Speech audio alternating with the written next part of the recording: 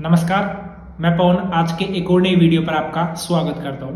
आज का जो ये वीडियो है आप सभी छात्रों के लिए काफ़ी ज़्यादा स्पेशल होने वाला है, क्योंकि राजस्थान पुलिस भर्ती को लेकर काफ़ी बड़ी अपडेट आप सभी छात्रों के लिए आ चुकी है।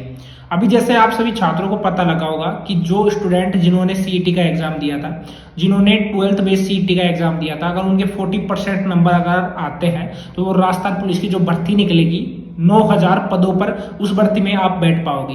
अब इस भर्ती के लिए काफी बड़ी अपडेट आई है, वो अपडेट भी आपको क्लियर करने वाला हूँ। साथ ही में राजस्थान में 80,000 पदों पर विज्ञापन है, वो अगले मंथ आपको देखने को मिल जाएगा, जिसमें कि मैं बात करूं 53,000 जो चतुर्थ श्रेणी की पद हैं वो रहने वाले हैं। उसके बाद में 2100 पद आपके सेकंड ग्रेड के रहेंगे और उसके बाद में 9000 पद आपके पुलिस कांस्टेबल के रहने वाले हैं और 2000 पद आपके जेल प्रहरी के रहने वाले हैं। ठीक है, यानी कि तकरीबन 80,000 पदों पर जो नेक्स्ट वीक आएगा, यानी कि अगला सप्ताह आने वाला है, उस सप्ते में एक तरीके से इसके लिए नोटिफिकेशन है वो जारी हो जाएगा। अभी यहाँ पर बात करते हैं कि देखो, फर्स्ट में तो आपको जैसे मैंने क्लियर किया था कि जो सीईटी पास स्टूडेंट है जिनके जैसे 150 में से 60 या 62 क्वेश्चन सही हो रहे हैं, वो स्टूडेंट इस भर्ती में है वो बैठ पाएंगे। ठीक है, अब इसमें क्या क्या डॉक्यूमेंट्स आपके लगते हैं, इसके लिए फॉर्म है वो कब से स्टार्ट होंगे, ठीक है, एग्जाम आपका कब हो सकता है और एग्जाम पैटर्न है वो किस तरीके से क्या कुछ रहता है, सब कुछ कंप्लीट जानकारी आपको इस वीडियो के माध्यम से देखने को मिलेगी।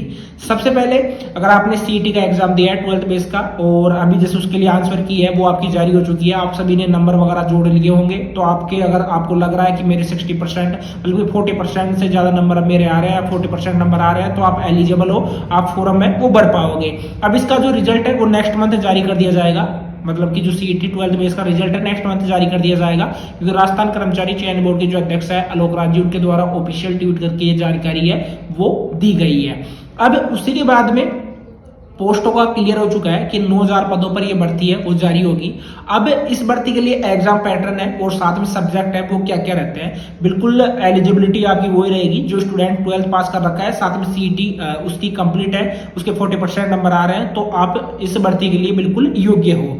अभी ये जो भर्ती है ये 2000 लास्ट जो भर्ती है 2022 में करवाई गई थी, ठीक है, उसका जो रिजल्ट है 2024 में आप सभी छात्रों को जिले वाइज है वो देखने को मिला है, चाहे फिर वहां पर ड्राइवर हो, कांस्टेबल हो, ठीक है, सभी के लिए आपको देखने को मिलता है। जैसे कि वहां पर पदों का विवरण है वो मतलब कि उनको वर्गीकृत है वो किया जाता है। अब फर्स्ट में आपको मैं इसके बारे में बता दूं, देखो इसमें जो नंबर ऑफ क्वेश्चंस रहेगा 150 क्वेश्चन आपके टोटल रहने वाले हैं, जिसमें आपकी सब्जेक्ट क्या क्या रहेंगे, आपका रीजनिंग रहेगा और कंप्यूटर रहेगा, यानी 30 नंबर का रहने वाला है, टोटल 60 नंबर का आपका ये रहेगा, जिसमें कि जो नंबर ऑफ क्वेश्चन आपके 60 है और साथ में जो मार्क्स है इसमें वो 30 आपके रहने वाले हैं। ठीक है, टोटल आपको 75 नंबर का ही पेपर रहने वाला है।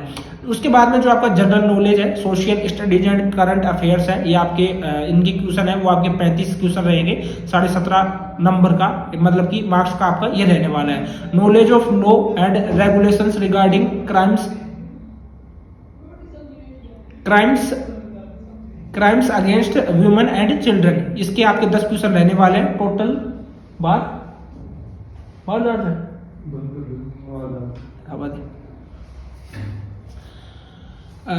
Crimes and against women and children आपके टोटल 10 क्वेश्चन रहने वाले हैं, इनके मार्क्स आपके 5 रहेंगे। उसके बाद में हिस्ट्री, कल्चर, ज्योग्राफी, पॉलिटी और ईटीसी ऑफ राजस्थान आपका रहेगा, ये आपका टोटल 45 क्वेश्चन रहेंगे, यानी 22.5 नंबर का आपका यहाँ पर दिया गया है, यानी टोटल 150 क्वेश्चन रहेंगे, 75 नंबर का आपका रहने वाला है। अब इसी के बाद में आप सभी छात्रों की जानकारी के लिए क्लियर कर दूं, इसके लिए जो फोरम है वो कौन कौन स्टूडेंट है वो एक तरीके से भर पाएगा। देखो, राजस्थान के अगर आप मूल निवासी हो तो इस भर्ती के लिए बिल्कुल आप एलिजिबल हो। मैंने आपको बताया था कि अगर जो अदर स्टेट का स्टूडेंट है वो सीईटी नहीं दे पाएगा तो आप इस भर्ती के लिए बिल्कुल एलिजिबल हो और आप फोरम है वो भर पाओगे। इसके जो लिए जो एज लिमिट रखा जाता है वो 18 साल से 24 साल है वो रखा जाता है, लेकिन वैसे 23 साल बताया जा रहा है। तो इसमें ये है कि जो बाकी जैसे गर्ल्स है या कुछ अदर कैटेगरी की जो छात्राएं हैं या छात्र है जो पीएच कैटेगरी से बिलोंग करते हैं, एससी एसटी कैटेगरी से बिलोंग करते हैं, विधवा है, विदुर है, ठीक है, उनको यहाँ पर 5 साल का जो रिलैक्सेशन है वो दिया जाता है। ठीक है, ये काफी ज्यादा इंपॉर्टेंट था आप सभी छात्रों के लिए, जो कि मैंने यहाँ पर क्लियर कर दिया है। फोरम की फीस वही आपकी 600-400 रुपए आपकी लगती है, जो कि आपकी जो कैटेगरी रहती है कैटेगरी के हिसाब से आपको डिवाइड है वो किया जाता है। ठीक है, बाकी अगर आपके लिए और भी इंपॉर्टेंट है तो वो मैं यहाँ से आपको क्लियर भी कर देता हूँ। ठीक है, और तो इसमें जो आपकी मतलब कि हाइट वगैरह है उसको लेकर भी यहाँ पर मेंशन किया गया है, जो कि आपके लिए काफी इंपॉर्टेंट रहेगा। तो चलिए एक बार उनके बारे में भी मैं आप सभी छात्रों को है वो क्लियर कर देता हूँ। एज मैंने बता दी 18 से 23 साल की है, तो आप फोरम में वो भर सकते हो। अपर age limit for the constable driver के लिए आपकी 26 ईयर है वो रहने वाली है। इसमें वीमन कैंडिडेट्स को 5 साल का रिलैक्सेशन मिलता है। साथ में SC ST OBC SBC man को 5 साल का यहाँ पर रिलैक्सेशन मिलता है। SC ST OBC SBC women को आपको 10 ईयर का रिलैक्सेशन है वो मिलता है। जब आपका ऑफिशियल नोटिफिकेशन जारी हो जाएगा तब आपको और भी क्लियर कर दिया जाएगा। एक्स सर्विसमैन को यहाँ पर अपर एज लिमिट है वो 42 ईयर तक भी देखने को मिलती है, ठीक है। अब यहाँ पर जो हाइट रिक्वायरमेंट की जरूरत होती है मैं आपको बता देता हूँ। देखो जेंडर मेल एंड फीमेल के लिए, मेल कैंडिडेट्स के लिए मैं क्लियर कर देता हूँ। देखो यहाँ पर इसको भी डिवाइड किया गया है कास्ट के हिसाब से, शहर या ट्राइब के हिसाब से, ठीक है। अगर जनरल कैटेगरी से आप बिलोंग करते हो तो मेल की हाइट 168 सेंटीमीटर होनी चाहिए, फीमेल की 152 सेंटीमीटर होनी चाहिए। अगर आप शहर या ट्राइब से बिलोंग करते हो, राजस्थान में ही आती है शहर या ट्राइब, ठीक है, जाति, अगर उसमें आपकी मेल के लिए 160 सेंटीमीटर आपकी हाइट होनी चाहिए, फीमेल के लिए आपकी 145 सेंटीमीटर आपकी हाइट है वो होनी चाहिए, जो कि मैंने बिल्कुल यहाँ पर क्लियर है वो कर दिया है, ठीक है। साथ ही में यहाँ पर आपका वेट वगैरह से भी रिलेटेड यहाँ पर दिया गया है, जो कि आप देख भी सकते हो।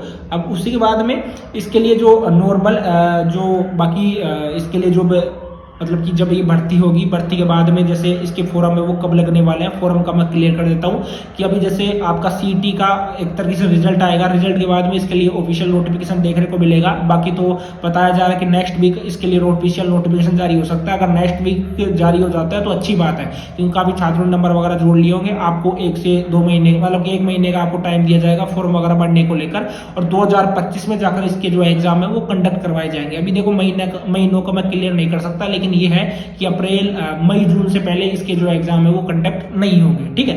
साथ ही में आपकी जानकारी क्लियर कर दूं, लास्ट ईयर तो क्या था, इसमें पहले फिजिकल वगैरह था, फिजिकल के बाद में आपका एक तरीके से रिटर्न एग्जाम होता है, उसके बाद में कट ऑफ आई थी। लेकिन इस बार आपका फर्स्ट में एग्जाम है वो करवाया जाएगा। वैसे CET ले लिया गया है, CET के बाद में आपका एग्जाम होगा, उसके बाद में आपका फिजिकल है। फिजिकल में वही आपको 24 मिनट का टाइम दिया जाता है, जिसमें 5 किलोमीटर की आपकी रनिंग होती है। साथ में जो महिलाएं रहती है उनको आपको 8 मिनट का टाइम है वो दिया जाता है। रनिंग उनकी सेम ही रहती है, 5 किलोमीटर ही रहती है, लेकिन उनको टाइम है वो कम दिया जाता है। और बाकी जो जनरल डिटेल्स है वो मैंने बिल्कुल क्लियर कर दिया। आपका कोई डाउट रहता है तो कमेंट बॉक्स में कमेंट करके पूछ सकते हैं।